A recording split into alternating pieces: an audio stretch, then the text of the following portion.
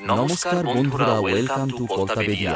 আগামী 18ই ফাল্গুন অর্থাৎ ইংরেজি 2 মার্চ নবোদয় সংঘের উদ্যোগে আয়োজিত শ্রী শ্রী রক্ষাকালী পূজা উপলক্ষে আপনাদেরকে জানাই সাদর আমন্ত্রণ।